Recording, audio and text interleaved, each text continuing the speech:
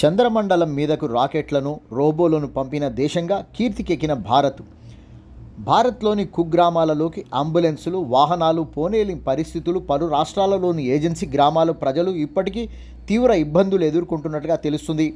గతంలో Istanbul, Tokyo, Beijing, London నగరాలనే నిర్మిస్తామని, మండలానికో ఆసుపత్రి, కాలేజీ, జిల్లాకి ఓ సూపర్ స్పెషాలిటీ ఆసుపత్రి, మెడికల్ కాలేజీ అన్నవారు కనుమరుగైపోయినా పరిస్థితులు మారలేదు.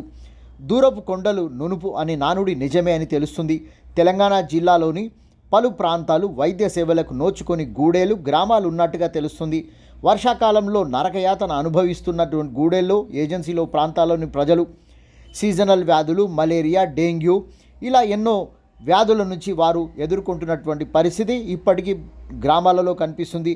సర్పంచ్ నుంచి శాసనసభ్యుల వరకు హైదరాబాద్కు వలస రావడమే వారికి కష్టంగా మారింది. ప్రజలు రాలేక అవస్థల జీవనం గడుపుతున్నట్లుగా ఉంది.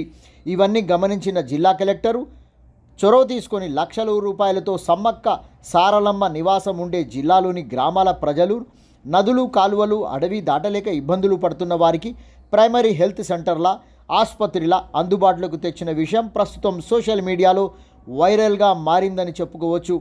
అదే కంటైనర్ హాస్పిటల్. తాడ్వాయి మండలంలోని పోచాపూర్, వాజిలేపు మండలంలోని ఎడ్జర్లపల్లిలో 1.4 లక్షల రూపాయలు ఖర్చు చేసి 2 కంటైనర్లను ఆసుపత్రిగా తీర్చిదిద్ది పోచాపూర్లోని జూలై 13వ తేదీన, ఎడ్జర్లపల్లిలో ఆగస్టు 5న ప్రారంభించి వైద్య సేవలు ఆయా గ్రామాల ప్రజలకు అందుబాటులోకి తెచ్చిన కలెక్టరు, స్థానిక శాసనసభ్యురాలు, రాష్ట్ర మంత్రి సీతక్క ఉదయం నుండి సాయంత్రం వరకు కంటైనర్ ఆసుపత్రికి నెల రోజుల వ్యవధిలో 300 నుంచి 400 మంది వరకు అవుట్ పేషెంట్ చికిత్సలు తీసుకున్నట్లుగా రికార్డులు తెలుపుతున్నాయి.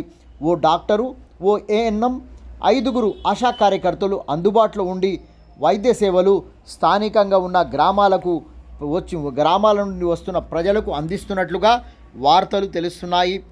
ఈ విధంగా భారత్లో కంటైనర్ ఆసుపత్రులు ఓవేళ అన్ని గ్రామాలలో నిర్మిస్తే ప్రజలకు వైద్య సేవలు అందుబాటులోకి వస్తాయని, కోట్ల రూపాయలు ఖర్చు చేసి కోట్ల రూపాయల్లో అవినీతి ఏర్పడి ఇలాంటి పరిస్థితుల నుంచి అధిగమించవచ్చని చాలా గ్రామాల ప్రజలు వెల్లడిస్తున్నటువంటి పరిస్థితి ఈరోజు తెలంగాణ రాష్ట్రంలో కనిపిస్తుంది.